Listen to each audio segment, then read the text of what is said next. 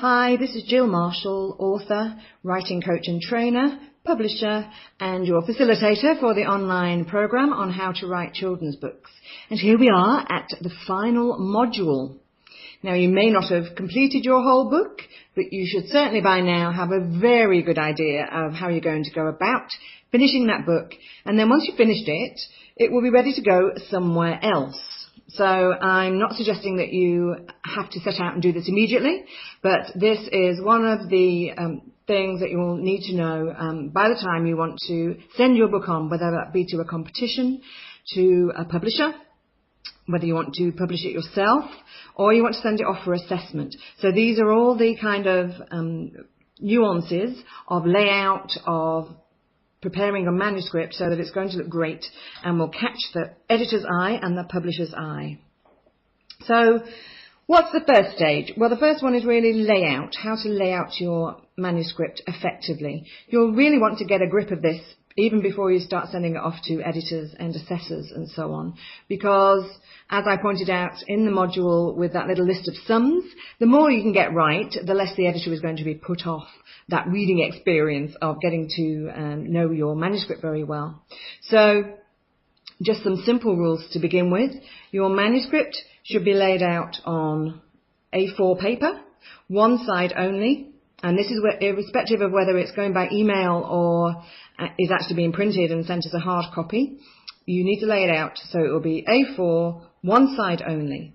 It needs to be double spaced. So that is, go to the home page. On there is a paragraph button on Word, and in that paragraph button on Word there is an option for spacing. You want to choose 2 for double spacing. You also want to choose a 12-point font in something that is quite easy to read, so nice and clear. I tend to use Times New Roman, but Arial is also a useful one, and Calibri is another one. But make sure it's in 12 points. This is all to make it very easy for the editor to read. And I mentioned in Module 8 that the convention is either to indent each new speaker or paragraph and then don't miss a line in between each of those, or you don't indent and then you do miss a line in between each one.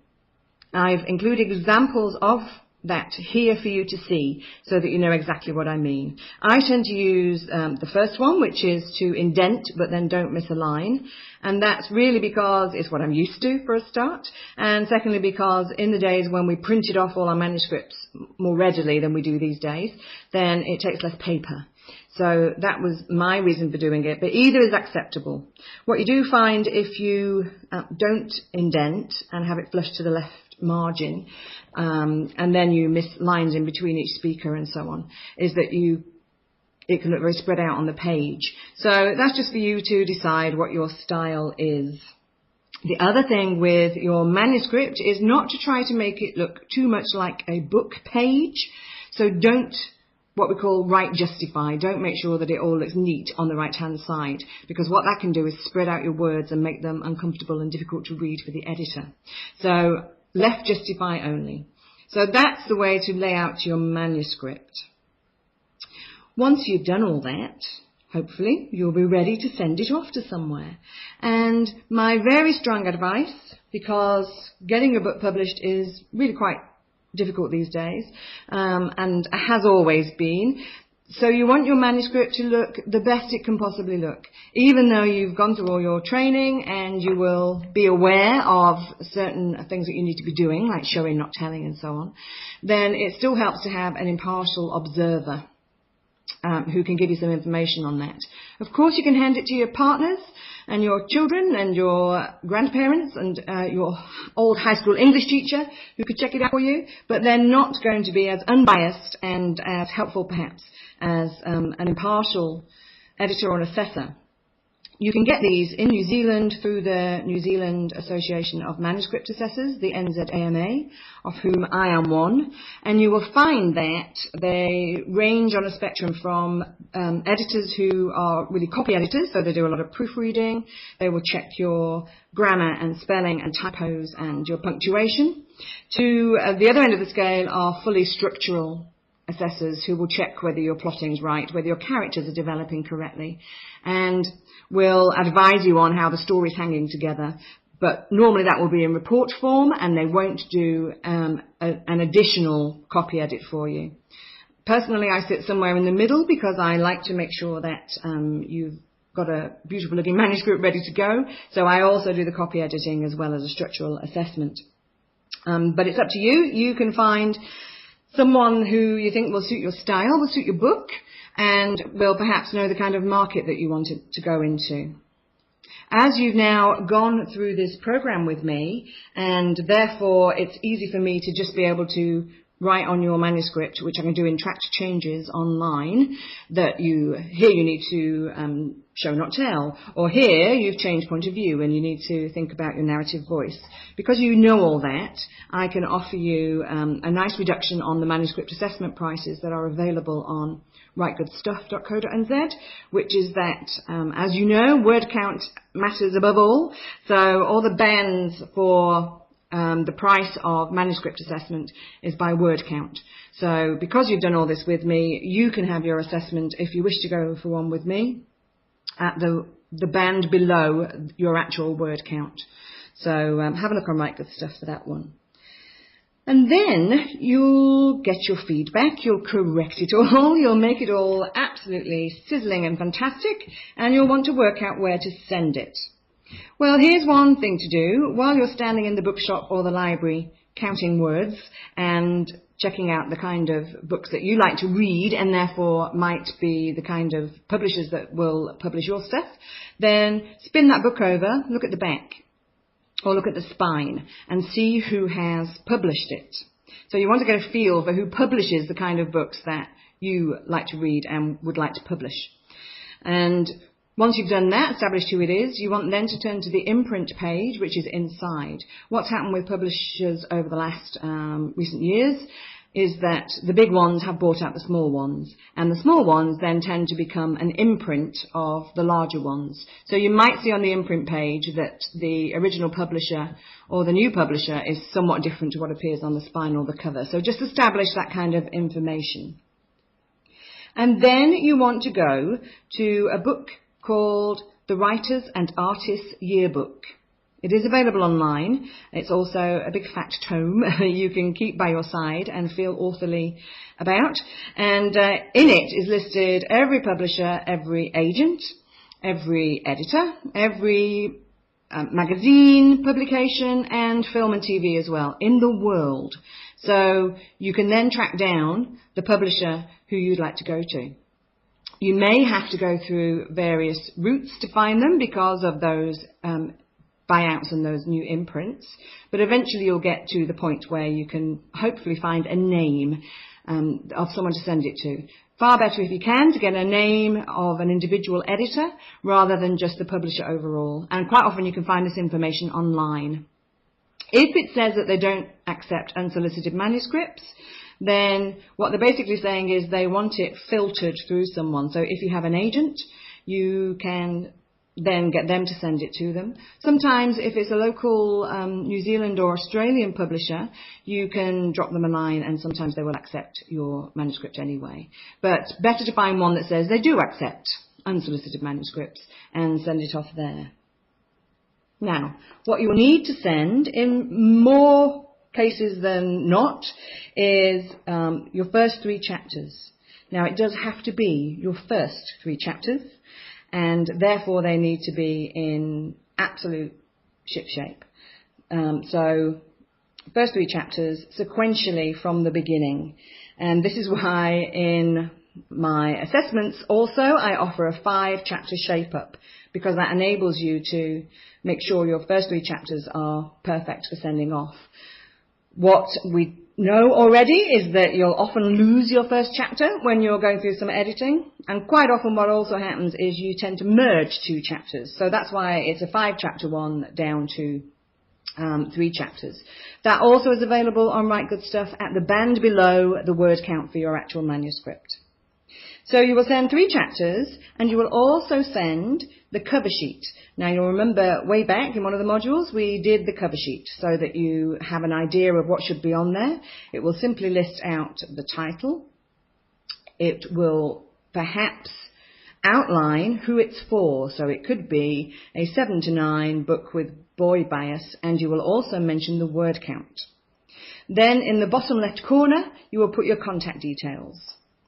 And that includes your address, your email, and your phone number. You just want to make it very easy for your publisher to get in touch with you. If you do have an agent, that's where your agent's detail will go on that cover sheet.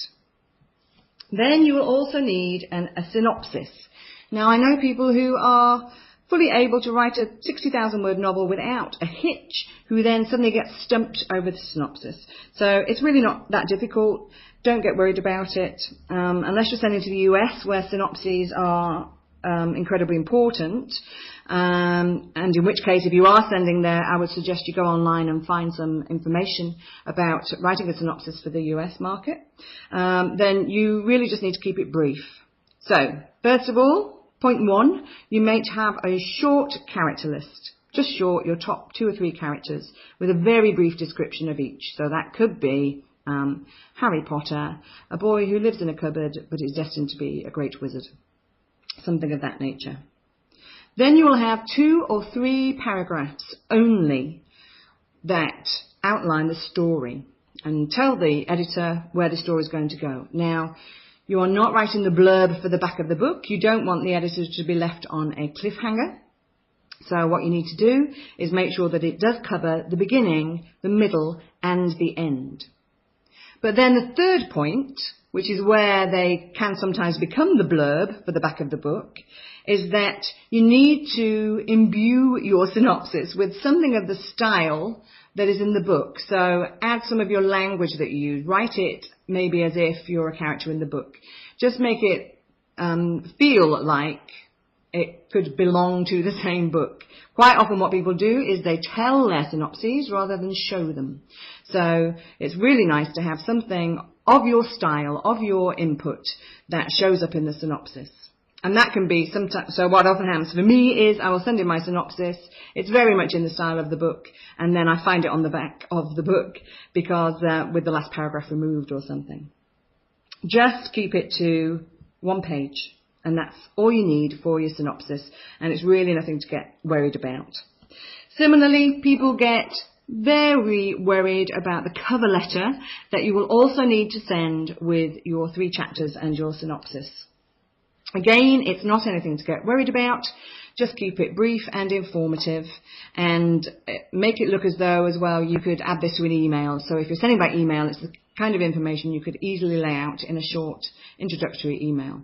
So first of all, you just want a short introduction to yourself. So you will address it to the editor, whose name you found in the Writers and Artists Yearbook. And then you will have a short paragraph about the book itself. So you will say, I am sending you the first 3 chapters of my novel entitled whatever the title is, which is a 60,000 word novel aimed at 11 to 14-year-old girls, just by way of example. That's your first paragraph. Second is something about you, the writer. Now, what they're really looking for here is some evidence that you have a career in writing, that you don't just have 1 book in you. So here's where to mention if you've won writing competitions, if you have awards, if you're published in other genres, if you are a teacher with a specific knowledge of the kind of things that you've included in your book, something like that. But it has to be relevant to your writing career. So here is not where you put that you sent it to your grandchildren and they loved it, or that your partner read it and he thought it was fabulous. It's not the kind of information that editors like to hear, I'm afraid, so keep it relevant to your writing career. If you don't have a writing career, then you might just do something to indicate that you've got more than 1 book available to them. So you could say, I see this is the first in a series and I've already started on the second one, or something of that nature. Again, keep it brief. And then your third and final paragraph will simply be to show them that you've investigated them a little, that you know what you're doing in terms of research. So you'll want to point out that you think this might fit with the particular imprint that you're looking at. So say it's a big publisher's called Doorways, and you think it will fit into their little Windows imprint, then that's what you say. I believe this will be a good fit for your little Windows imprint, and I look forward to hearing from you soon. And that's all you need to do. Nothing to worry about at all. So that is what you will send off to the publisher. That, however, of course, is if you want to send it to a mainstream publisher. There are many, many more options available to you now as ways to reach the reader. So if what you want is an audience and you believe your book is in good shape to go to that, then you might consider self-publishing or publishing an e-book. Now, some of the history of self-publishing, which has given it a slight bad name, is that often the quality is quite poor. So in many cases with self-published books, it's believed that they're self-published because they weren't good enough to be published by a mainstream publisher. And in several cases, that could have been true. What tends to happen is that the editing isn't terribly good, that the cover and design are quite poor, and what authors of self-published works often don't appreciate is how difficult the distribution and the sales element of bringing out a book is. So that is changing over time, however, and it won't need to concern you because you'll have beautifully written and then carefully edited your work so that it will be looking fantastic. And some options that you might want to think about are publishing it as an ebook. Ebook sales are far outstripping print book sales by quite a wide margin at the moment, and that looks likely to continue and increase. So ebook sales are particularly interesting if what you want is to reach an audience of readership directly. How you can do that? Well, you can go to a company like Smashwords.com, and Smashwords have a brilliant guide on how to format your work so that it will work as an ebook. And they also have an excellent guide on how to market your work online. So they're very worth looking at, even just to get that information. As well as that, however, they will allow you to load up your book for free, and then they will then pass it on to online retailers. So you'll go to the likes of Apple and Barnes & Noble and so on. So it's really interesting to do. There are other online distributors and other online ebook publishers, such as ebooks2go.com. So any of those are really worth investigating. If you would like to see what an ebook looks like and you're not familiar with it, then go to smashwords.com, find my page, and you can download a free copy of a Jane Blonde book. It's a little special Jane Blonde book that I wrote for a charity day called World Book Day in the UK. So it's only short. It's 10,000 words, as you're now in the know about that kind of thing. And you can download it for free to whatever format you want to download it to. So if you do have an e-reader, which would be a Kindle or a Kobo, you could download it to there.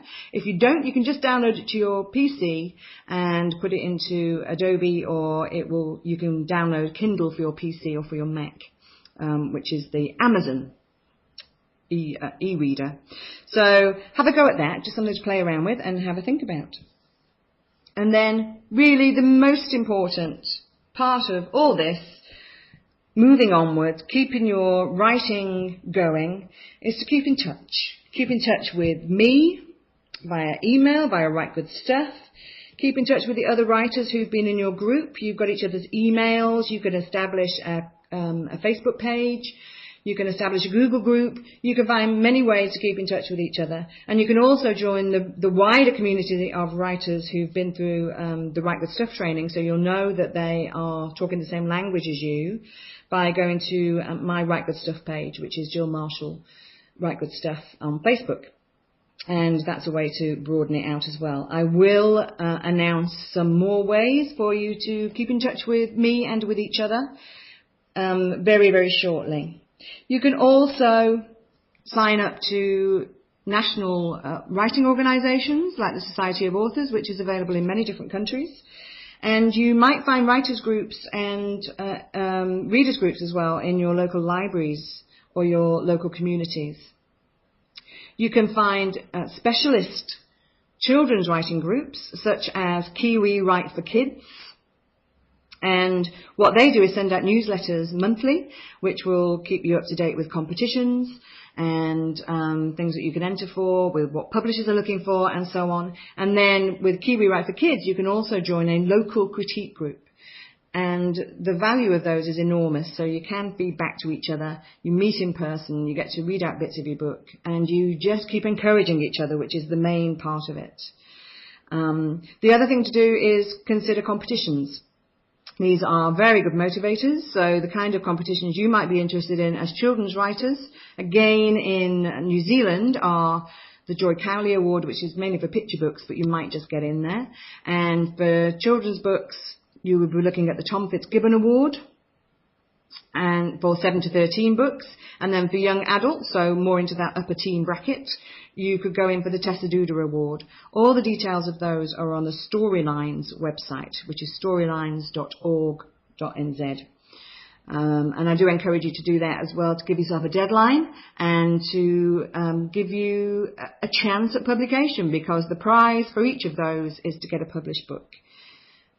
Anything you can do from now on to keep on keeping on is really, really valuable. So you'll have to analyse for yourself, and that will be your final goal for the whole of this module, is to set yourself a SMART goal on how you're going to keep yourself on track now that you're nearing the end of a book.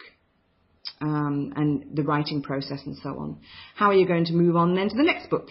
How are you going to keep in touch with people? How are you going to keep yourself upbeat when you might get the odd rejection? And that does happen. So your goal is to work out for yourself how you're going to keep on keeping on.